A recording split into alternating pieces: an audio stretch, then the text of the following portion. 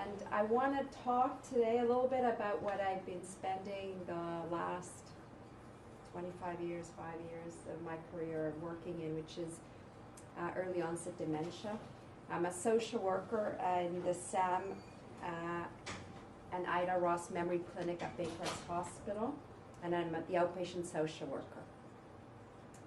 And what I will talk about today is my interest in this topic, a little overview of dementia for those of you that don't know much about it, early onset dementia, what we know about early onset dementia caregiving, and my studies and the implications for practice.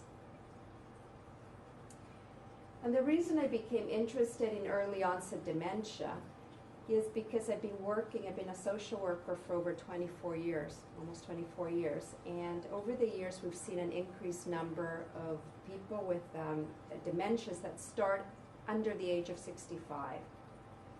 On an average is 50s, and early 50s is when these dementias start. And as a social worker, I have been so frustrated because there's a dearth of services for these people. And there's really a lack of evidence-based interventions for this group of caregivers. The few of us that work with this population go by practice, by clinical judgment, basically. And so I decided I'm going to do my PhD. It's going to allow me to learn to do research for this group of caregivers and see if I can change practice from that. What we need to know about early onset dementia is that dementia is progressive. It's a neurodegenerative condition that affects our cognitive abilities to think, remember, and reason. And dementia is like saying you have a headache.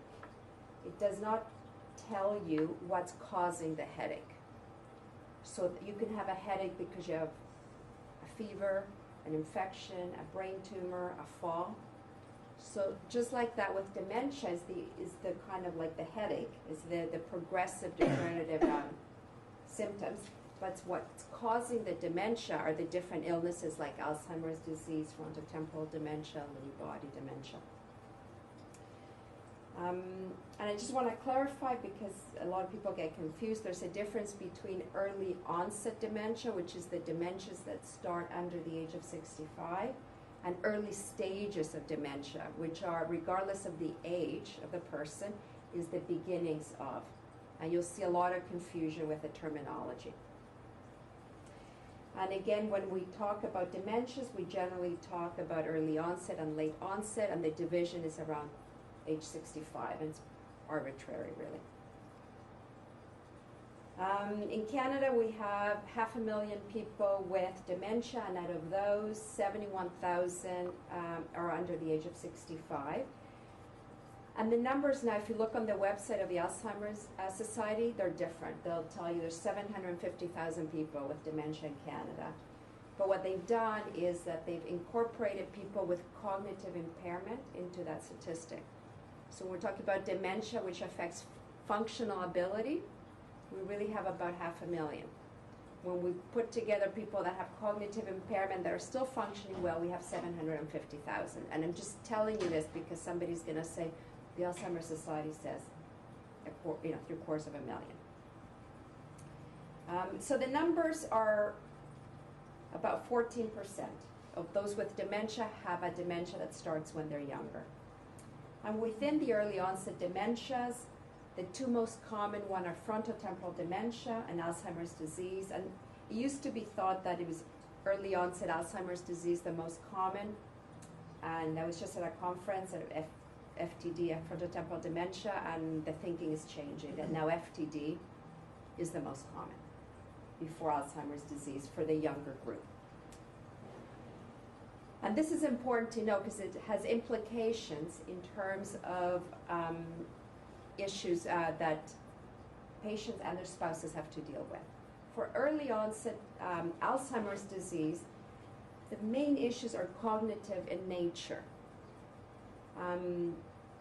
And so we have short-term memory loss, word finding difficulties, and visual spatial problems are the most common early symptoms.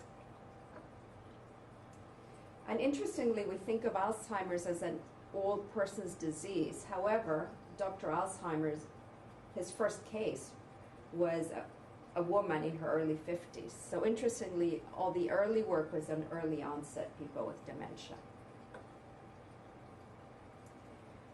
Frontotemporal dementia is divided, and I'm explaining this to you because it's important to understand the difference, to understand the implications for spouses. There's two variants. There's the behavioral variant FTD, which is more changes in personality and social conduct. So people with a behavioral variant FTD will do things like become really belligerent, disinhibited. I just had somebody in my office who started taking rides with everybody who thought was a good-looking man. And this is a woman in her 50s who had never done this, and the family was devastated because now she's really into, I don't need to drive anymore. I'm just going to see a cute guy. I'm just going to ask him for a lift. So it's this kind of disinhibited use of poor judgment behavior. People start stealing for the first time in their lives. They see a chocolate bar they want, and so you take it. It's not stealing. I want the chocolate bar, I see it, and I'll take it. So of course that takes into getting in trouble with the law. People are disinhibited sexually, and they're inappropriate, they get in trouble with the law. We had somebody who started molesting little girls and was a school principal.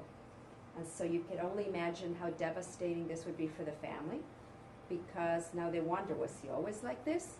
Don't tell me it's the disease, we don't know. So it brings a lot of very difficult things for families to deal with. Patients with behavioral variant FTD, you'll know them right away because you'll say, Mr. Smith, what were you thinking when you went to the girl's bathroom to touch that girl? He goes, I just saw her, she was cute, and I wanted to do it. And no remorse, no sense of this is a wrong thing to do. They're quite okay with it. So the behavioral variant presentation is difficult for, as you can only imagine. These are people in their 50s, generally. And then you have the language presentation, which causes aphasia or a partial or total ability to articulate ideas and or comprehend. And they present more like language problems. However, now the thinking's changing yet again, that maybe they coexist. You have this disinhibited behavior along with the aphasias. And there's a whole variety of flavors in terms of frontotemporal dementia.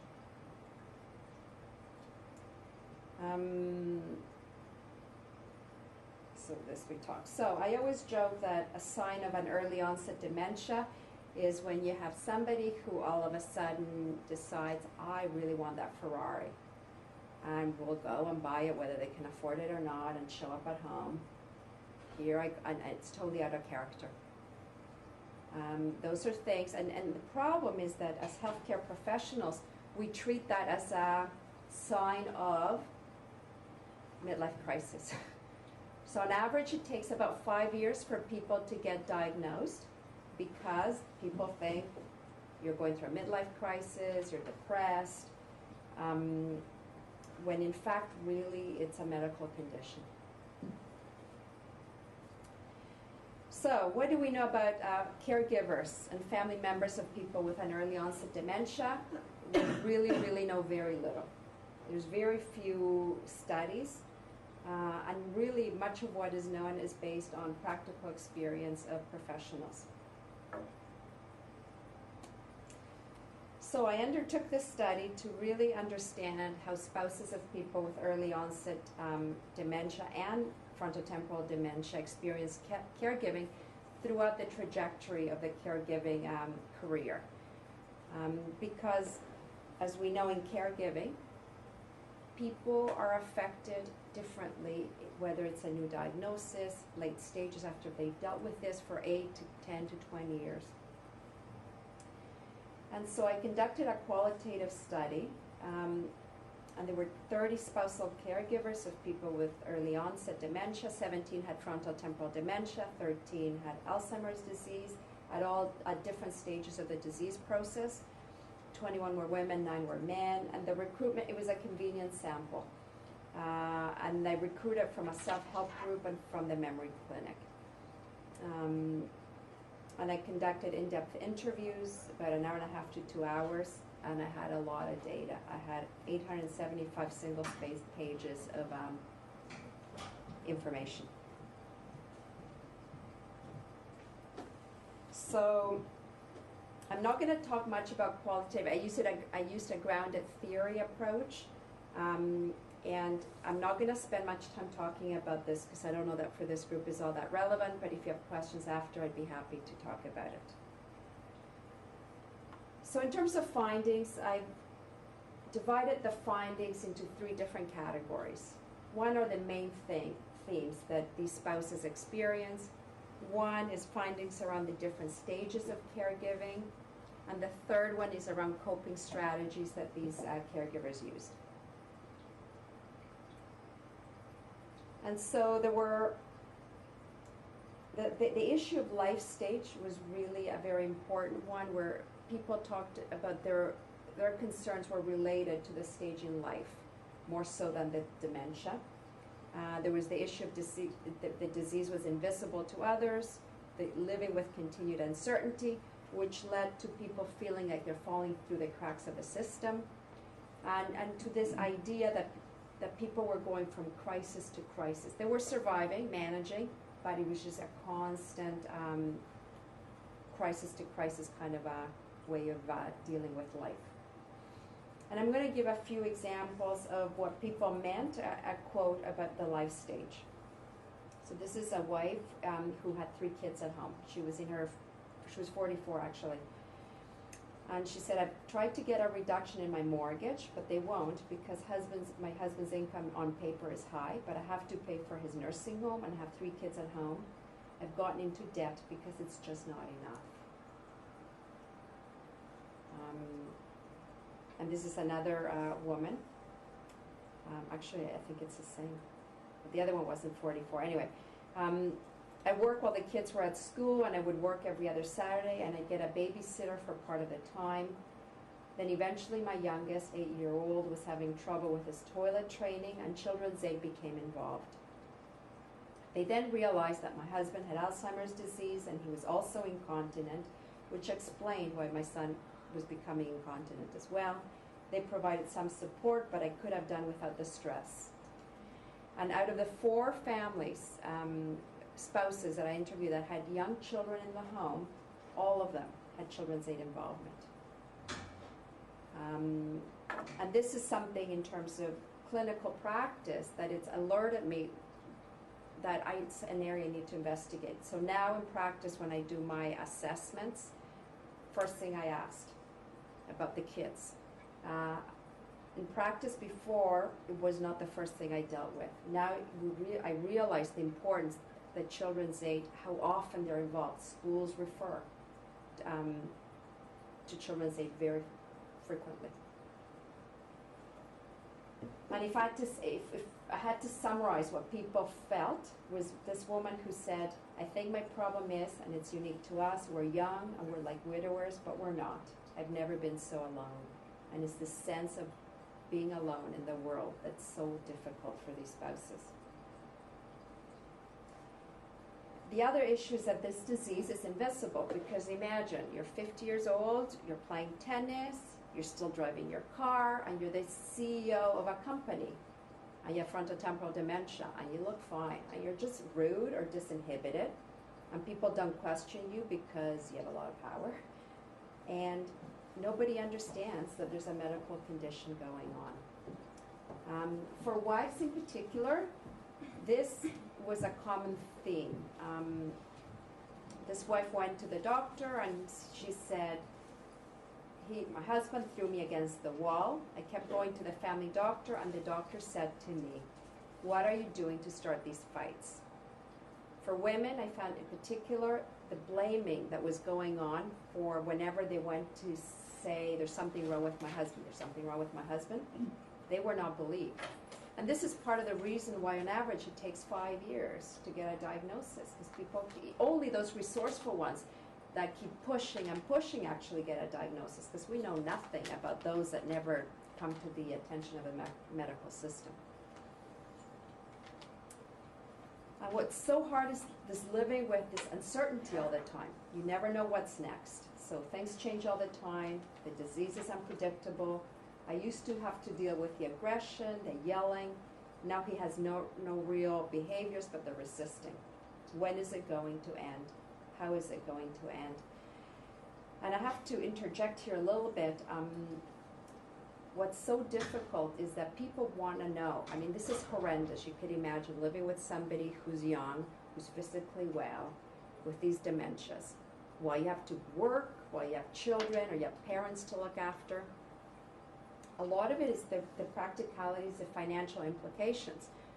It's very common for spouses to use the patient's life insurance, if they have it, life insurance against all the money that the money they have to borrow to support everything. And then they'll say, well, how much longer is he going to live? And it's like, we don't know. And actually now there's this new type of FTD. They found this new gene for these people that just don't progress, that they have to live like this for 20 years on top of it all. So one thing, and of course this is ambivalence between I want my partner to be okay and stay stable with I want this to be over. So this leads to a sense that people are falling through the cracks. People feel, spouses feel that they're falling through the cracks of every system. So a typical concern is going into emergency, trying to get care. So this was somebody who had actually fallen. And so the wife said, I told the nurses he doesn't understand due to dementia. When I came back the next day, he was in unbelievable pain. They didn't give him any pain meds all night. When I asked them why, they said, we came in and asked him, and he said, I'm okay. So even within healthcare systems, people are not understood. In terms of day programs and services, I toured the day program twice. My husband does not belong here. My husband plays table tennis, bikes, hikes. He's not a 19-year-old man waiting for long-term care. In terms of insurance programs, government, it's really difficult to get a disability. So this is my wife. I'm still angry. It's like when I filled out the government forms for his disability, they wrote back, refused. They said FTD is not a terminal disease. So here you are at your weakest. You wonder, do you just reject it to see if I'm going to go back?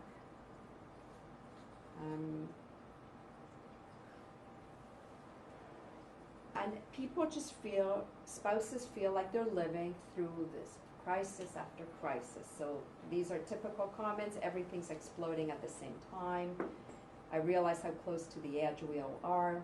I feel like there's a wall in front of me wherever I go. I'm sinking. I'm slowly drowning. It's always being on guard. And I have to tell you, just an aside, something really interesting. So I was at the International Conference of Frontotemporal Dementia 2 weeks ago in Vancouver. And they had a concurrent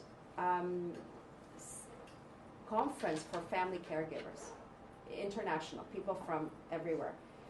And it was really fascinating because some people heard my presentation, like the family caregivers, and I was talking, so this is people from all over the world. And talk about, I wish I could have had a recorder or something with me to hear, because the experiences are so similar in other parts of the world. And here are these spouses from like France and UK, Australia, out west from the States, and just this feeling of nobody gets us, nobody gets us, no services for us.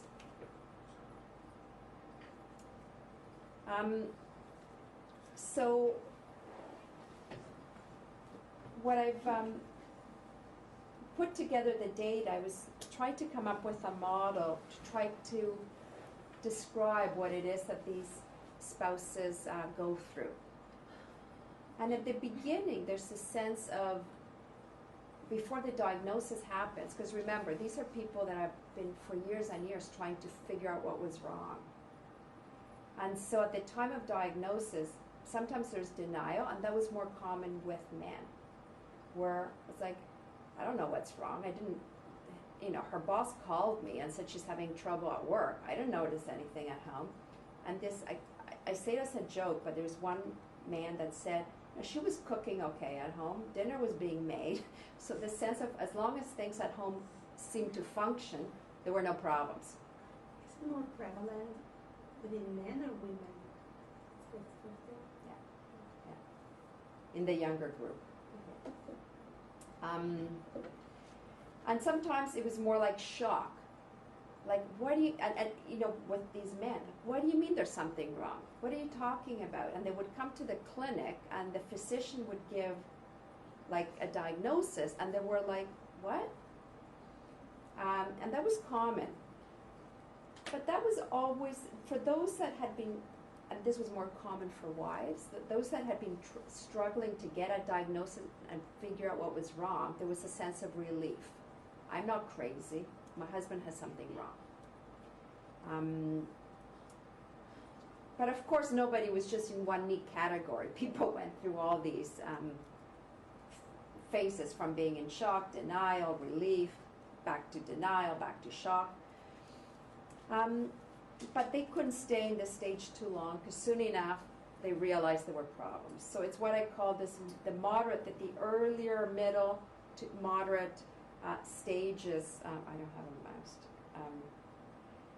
of the diagnosis and the illness, where people each time were aware that there was a new problem. Like for example, now my husband can't drive. What am I going to do about this? How is he going to get to work? How is he going to take the kids to hockey practice? I'm working now overtime. So they had to adapt, like, okay, I'm going to get a neighbor to drive, and then I'm going to see if my older daughter can drive my son to hockey practice. In the meantime, I'll have to see if I can leave work early. So, you know, it's this crisis around this, and you adjust to it. No sooner you adjust, now there's a new problem. Oh, my husband's not driving, he's really not able to work, and he's getting into trouble in the community. He's into shaving dogs, like I had a man, like a line, he was into shaving dogs, like he liked to have a line, like in the fur of the dog with hair, and got into this thing that he'd walk around the neighborhood, can I shave your dog? And the wife was busy at work, not knowing what was going on. And this is somebody who looks normal, who you've known all your life, not your life, but the neighbors know. So, so it was this constant cycle of one problem to the next, and you adapt to this new issue, and yet again, something new and improved comes up. And this is the stage that I labeled the surviving the chronic crisis. And of course, how people survived and managed and coped was related to, first of all, the resources that they had. So, and that's not just financial, but emotional, social supports, who was on their side. And a common experience for people was that their families, their siblings in particular, were not supportive. People got into a lot of conflict with their family members because they felt misunderstood. They felt, you know, you're not, what are you doing to help me? You know, and with good friends. People's good friends were maybe not such good friends at this stage in the disease for them. And people were feeling lonely. Depression was a cardinal feature of being a person with early onset dementia. Every single person in this study, not while I interviewed them, but they said that at some point, because remember, I interviewed people early stages, middle, late. At some point in the disease process, they were depressed and they were treated for it. Age mattered. The younger the spouses, the more difficult it was. And it makes sense given that they have more roles. They probably have kids in the home still. And they're not set up financially to deal with a spouse who's not working at such a young age. Gender made a difference. Men and women experience caregiving differently. the stage of the disease matter. So later on, in the later stages, most people could see an end in sight. The stage matter for men, there seemed to be more of relief. There was an end in sight. They would go back to work. They would start relationships now. For women, it tended to be more fear about what am I going to do with my life. So these are some quotes around in the different stages of the disease process, what people have said. In the early stages, there's a continuous dance between acceptance and denial, but the reality of the disease hits us rapidly and we can't stay in denial for too long. In the more middle stages, as we talked about, it's a constantly changing process, and once you get set and things are really good, it changes.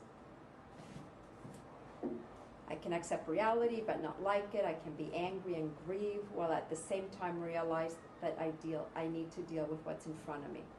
So this group of caregivers, and it could be that at the time, that the ones that participated in the study, of course, they're a different group, because the ones that were truly overwhelmed, which I would have loved to interview, they just couldn't, they didn't want to, they just couldn't. In the later stages, the experiences were kind of one of moving on. My life now is like a car wash. There's light at the end of the tunnel, and I'm only trapped for a short time. And it was really interesting because I could do a whole analysis of the language and metaphors that men and women used. There were a lot of metaphors around cars, transportation. And so using their car for going for a drive when they needed to get out. And for women, the next one is very typical experience. I've been home for 5 years caring for him. Then I will be early 50s and I won't get a job, so I will be a Walmart greeter. So this fear of what am I going to do with my life when my husband passes on.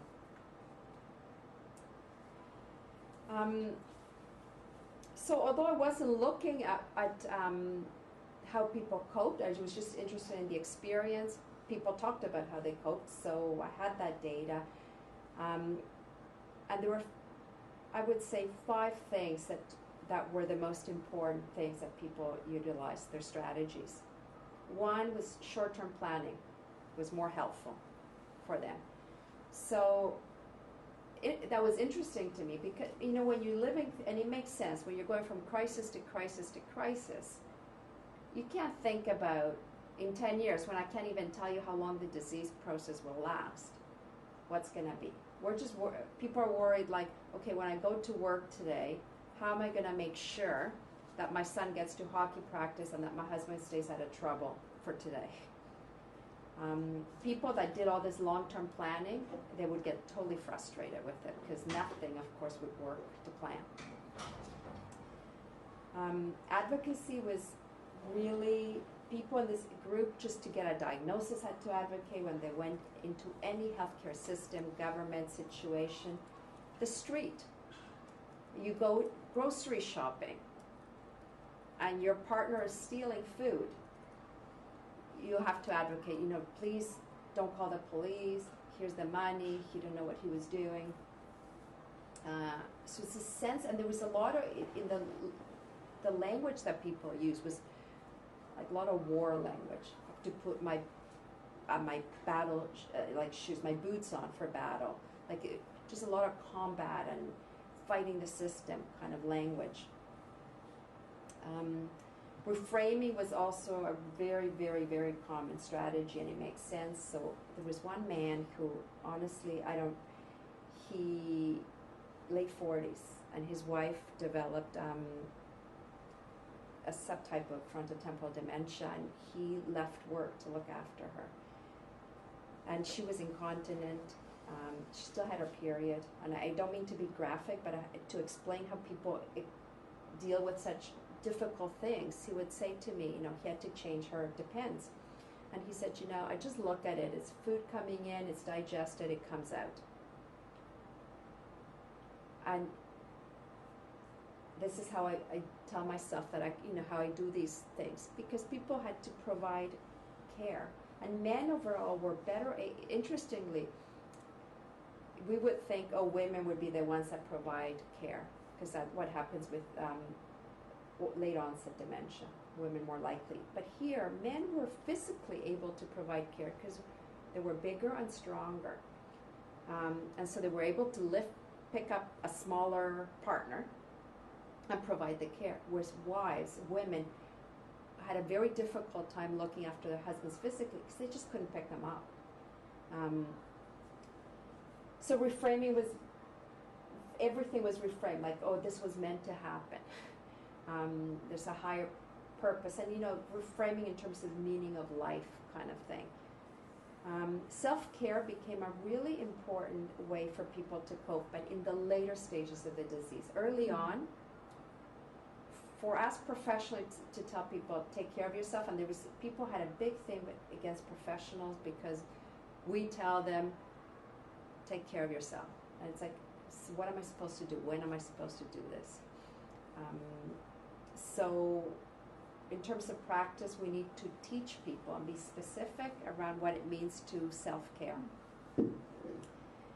And spirituality and religion to me was the most, a finding that for sure I would have never thought was that important. Most people, younger people, felt that they relied on religion, on having a higher purpose to this, on being in the present, on however they define spirituality, and different people defined it differently. And it went above and beyond because religion gives you support, because if you're involved with a church, you get support from that community. It was regardless of having involvement with a church. It was the sense of higher power, meaning of life kind of thing. And just as an aside, it really, now we're thinking of doing a study. There's some studies done around spirituality and religion and religiosity and cognitive impairment and dementia. And that they found, it was done here in Toronto, is that those that are spiritual and religious people, their MMSC score, the mini mental status exam, which is a tool to measure cognitive impairment, stays stable or actually goes up.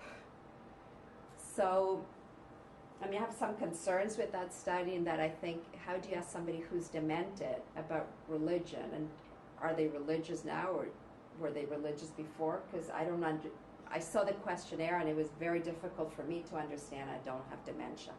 But more importantly, so we want to look at, is it maybe the caregiver spirituality or religion that makes a difference? Because we know that caregivers who are doing better, patients do better as well, right? So maybe there's that connection that we need to look at. But anyway, there's a lot of literature on spirituality and religion, so I don't know why I was so stunned by it.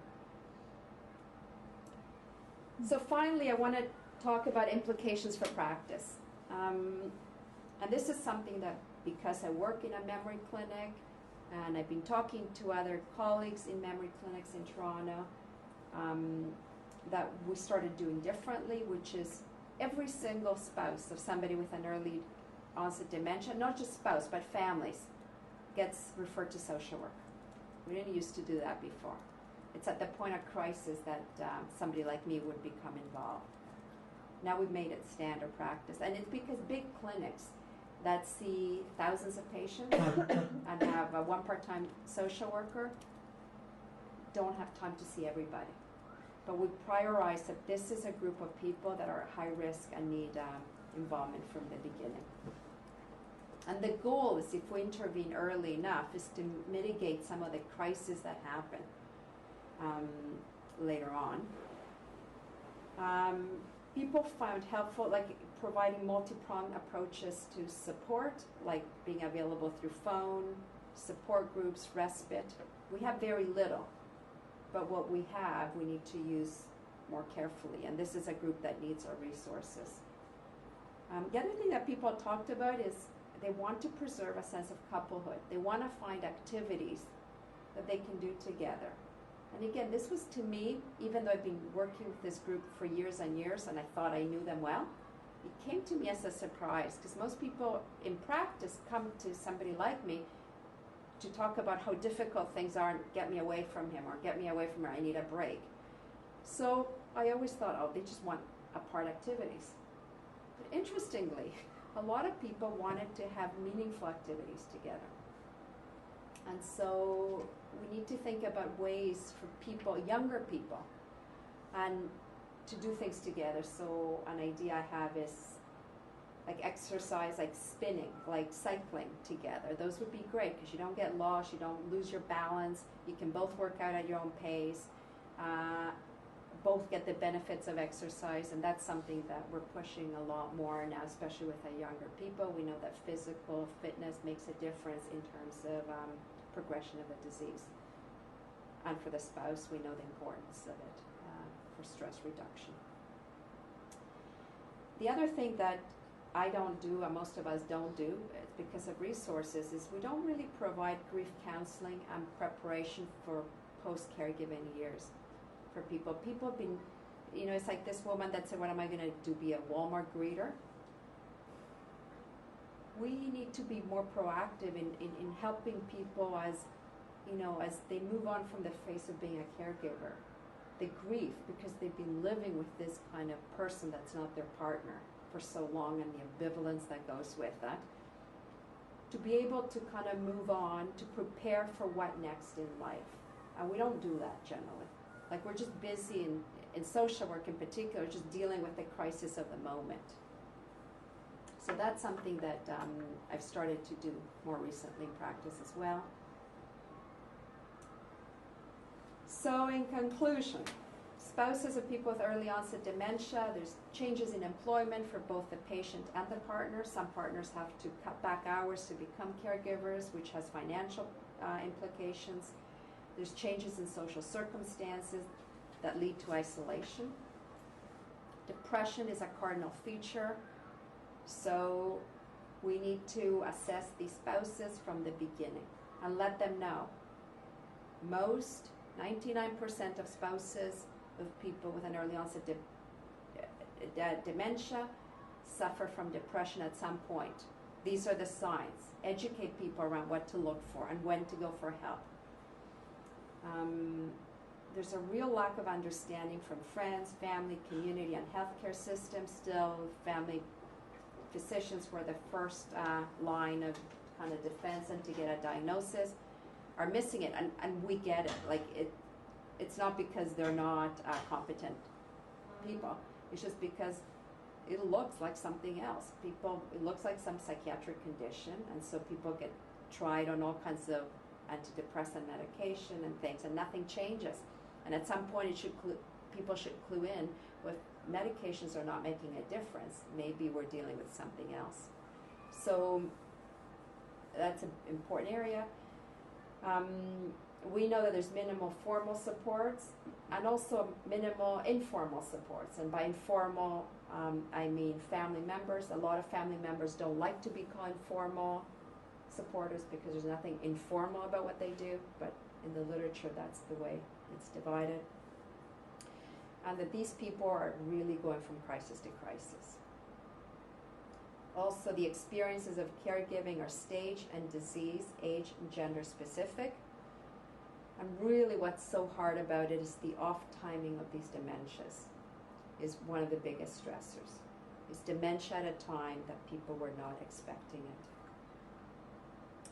So with that, I'm leaving 15 minutes for questions, discussion, or anything that you may be interested. So thank you.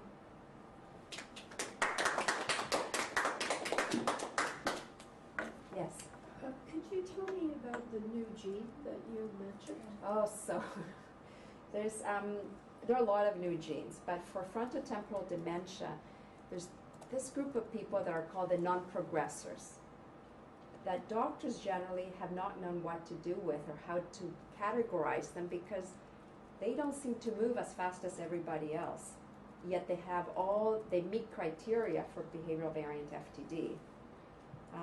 So I think it's C3, whatever C3 is, but there's a way to test for it, to see because what's so difficult is, okay, so imagine you have this disinhibited behavior, and you're acting differently, you have social and behavioral changes, and so you go to the doctor, finally you get a diagnosis, and because nothing's 100% because there's no blood test for it, the doctor will say, well, come back in 6 months and we'll see how things progress, because you expect a progression. And you come back in 6 months and you're just as difficult and disinhibited and doing all these things and nothing changes. Okay, come back in 6 months. Nothing changed. You're still driving, you're still the president of our company, you still have this, because you can't take away these things, so people seem to be functioning, although they're very disinhibited.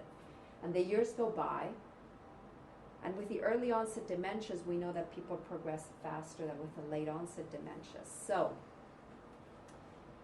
it's been very difficult for physicians, because they do the diagnostic process, to say, like, you know, we think this is what's going on, but you know what, we don't really know.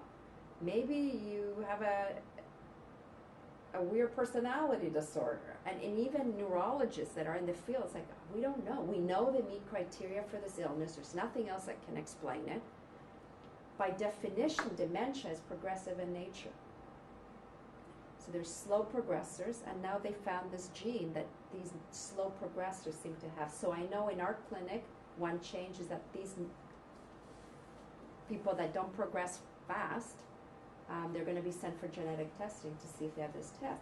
But again, so on average, imagine, it takes 5 years to even get to the specialist. Okay, you get FTD. And then the doctor says, okay, we think this is what it is, most likely. We're going to wait and see how things progress. And year after year, you're not progressing. So then you could imagine for these families what it's like to, like, oh my God, like, how much longer? And the doctor says, I don't know. Because everybody else, most people seem to progress, and your spouse doesn't. So now they found, it's called phenotype.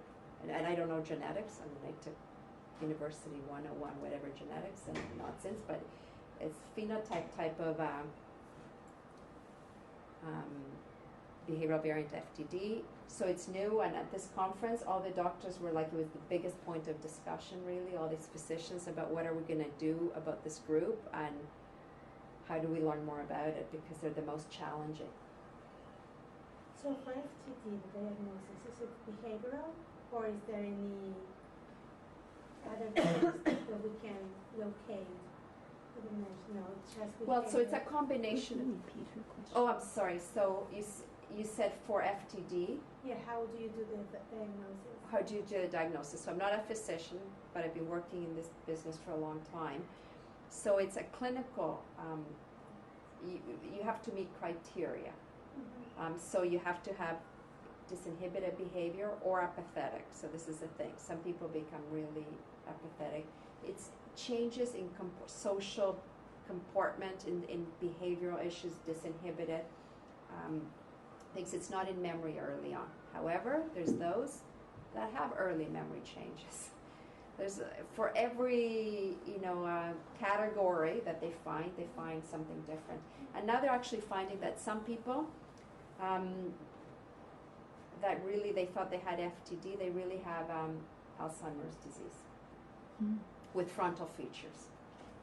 So they do. So they do MRI SPECT scans, and ideally you want to see changes in the brain together with the behavioral changes. Yeah, that's what I was asking about, just to finish with. Yeah. Is there are structural changes in the brain apparently with FTD at the frontal area. Frontotemporal. So that would help Yeah. diagnose besides just the behavioral Yeah. aspects. Yeah. Okay. Sorry, Susan. Yeah, so they do, but I've seen that sometimes people don't have a baseline of their brains, right? So some people have some different,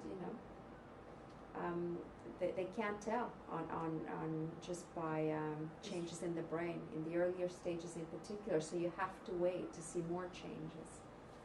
Sorry.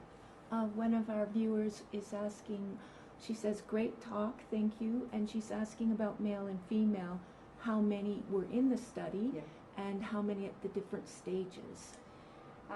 So there were 21 women and 9 men, and they were divided. So I had about 4 people in each stage of the disease process, and they were not equally. It wasn't just half and half in each stage of the dementia. And partly is because I couldn't recruit that way. I really had to take whoever volunteered to participate. And I would have liked in an ideal world to have more people, more men in particular, their perspective. However, this is typical with a lot of issues in caregiver studies. And even the men that I recruited, I could argue that this was a different type of men, because men that wanted to talk about their caregiving experience. This wasn't a questionnaire, fill in the blanks, we don't know you. They had to come and meet with me and talk about their experiences for an hour and a half to 2 hours. And I didn't solicit them, I just sent an email, and people approached me and contacted me. So a lot, it had to be somebody really motivated to participate. Yeah. Thank you, that was really interesting. I'm just starting a study right now on Alzheimer's disease and sexuality and intimacy in couples, so the stuff you're talking is really interesting for me. And I've done one pilot interview so far, so and that couple was with a man who was in his 55 or something, so it was an early-onset case. But I'm sort of, many things. For one thing, I'm sort of interested in when I hear your talk, I think there's so many aspects of gender and power in what you're saying as well that I think really needs to be highlighted. When you're talking about the woman who gets blamed, for example, I mean, women get blamed, like we were discussing that in relation to violence. Women get blamed for getting abused in many situations, but this is so this is the link between getting blamed also as a partner of someone with a disease. But also when you were talking about the fear that they were experiencing, it seems so much it's not strange that they are fearing what's coming, because thinking of how women make less money in society, they are so much more dependent on men for actually. So it's, there's all these things. But then I'm also thinking about what you were saying about sort of disinhibited, it's been triggered sexual things. Because, to me, it's interesting also to think about the norms about what kind of sexual behaviors are accepted, because the woman you were talking about who was sort of, picking up guys and wanted to get rides, in one sense, in my mind, that's maybe a healthy sign of an assertive, female who actually wants to, assert herself sexually in ways which our society doesn't really allow for. That's right. But it's a great difference to molesting children, obviously. So I think that's kind of, something that needs to be discussed a lot more. I think that was it. But thank you. These were just thoughts. So talking about gender issues and dementia, there's a lot I didn't talk about. But the other fascinating thing was that even from CCAC perspective, men that were caregivers got a lot more hours of care for their wives than women whose husbands were, because you could only imagine, never mind CCAC, people from physicians, men got more often referred to services and support than women. We had another doctoral student, I would say 10 years ago, who did caregiving and men and women, and was comparing on gender, and found exactly the same thing, that men received more services and referred more often than women, and women are expected to carry the burden. And that was, and when you look at it, it's so unfair, and women's, and there's this self-help group of spouses of people with early onset dementia that meets very regularly, and they talk about this, how men, it's so unfair, how men get so many more services. Of the little services that exist, men get a lot more. We had another question about disability pension. Yeah. Were the people who were diagnosed with FTD, did they receive a disability pension? So this is a big thing from the study and from practice, is that what's really, really important for us that work with this population is the minute there's a problem, I advise spouses, not patients, because they don't have necessarily the insight or care about the money, because part of having FTD or an early onset is that you really don't care. And the lack of empathy, and so too bad your family now will have no money because you can't work. It's like, that's your problem, not mine. And that's truly how these patients act and what they believe. So a lot of people, I advise them right away, go on short-term disability. Just call in sick even for now until we figure out what to do, because the big problem is these people either quit because they feel stressed, they can't manage at work, and so now you quit and you have no pension, you're not eligible for pensions, and or get fired for not performing at work. So when you get fired, I don't know if you know this, you have to sign this paper that says that you will not appeal the decision or anything that they've discussed with you, whatever. It's all confidential. Even if they gave you money or whatever they give you, and out you go. So I advise people right away, go on like a medical leave, and then we'll figure out and get people, paperwork to be done. Some people have private insurance, some people have, through work. Some people have nothing, and so that's a huge problem. That the majority of people don't necessarily have jobs where they have long-term disability, short-term disability, but it's really crucial. See, a lot of and I find this is the difference between me, social worker, and physicians, and now the physicians in our team get it, is that people will say, oh no, but I really like working. Well, people with Alzheimer's disease that may have some understanding, the early stages, oh no, I really like my job, and the spouse saying, no, let him work because we need the money and because he likes it and kind of keeps busy. The problem with that is that what if you make mistakes at work? What if you have the kind of job that you're going to get for you? Never mind the potential of mistakes and the implications for other people, but you could get fired, and then you have nothing, like you receive no pensions because you're now fired, right? Whereas if you go on disability, medical disability, you could get money until you're 65. So that's really, really important that it gets talked about early on, and for families to understand. Families will do what they're going to do. It's their choice. But people need to understand the consequences of continuing to work when you have a dementia. I guess one of the follow-up questions that the same lady asked was, did most people quit to provide care, quit work to provide care? So this is the other thing, quitting as a caregiver. A lot of people, and I don't remember the numbers now, but a lot of people changed. They didn't necessarily quit. Some quit, but had to cut back on hours. Some people had to actually increase hours because they needed the money. So there was a woman with 2 jobs, 3 kids, working all kinds of whatever she could because she needed more money now. So it really depends on people's, as I say, resources.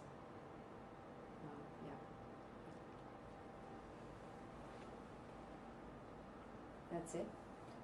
Could you say something like, was there anything in your study on sort of sexuality that well, yeah, so I didn't add quotes, but a lot about loneliness. Men were more open, without me asking, because they were open-ended interviews. Men brought up the issue of intimacy and sex very frequently. Women talk more about it in terms of loneliness, right? I'd like to have somebody to go to a movie with. But I know that these women, a lot of them met through the self-help group, and somebody said to me, we talk about it in our group, about sexuality, intimacy. They just didn't bring it up with me, but men did. So I think that's, again, just men were very open about it. One man said, you've got to do what you got to do and see who you have to see, and although you're married, you're not really married, and I do my thing. And actually, there was this other man who I put in touch. I asked this other person. I do this in practice a lot because there's so few resources and supports for these people that when I do these matches of people, friends, people that are going through kind of similar situations. And very commonly spouses will say, I wish there was somebody I could talk to. And so I'll say, I may have somebody, so I'll call that person and say, there's somebody who is in kind of your shoes who would you like to meet? And then when they both agree, I provide each other's information. And this is a very common, the guilt around, am I having an affair? But men were a lot more open about it. But men actually talk about having Talk about it. Yeah. But I don't know what's going on with women because they didn't talk about it, but I don't know. But they said that they talk about it amongst themselves. Yeah. I have two final questions. Yes. One, someone's interested in, is there a model for care? He says he knows of someone who sent their spouse to Thailand who had dementia. They stayed where they were because there was better and cheaper care for their spouse there.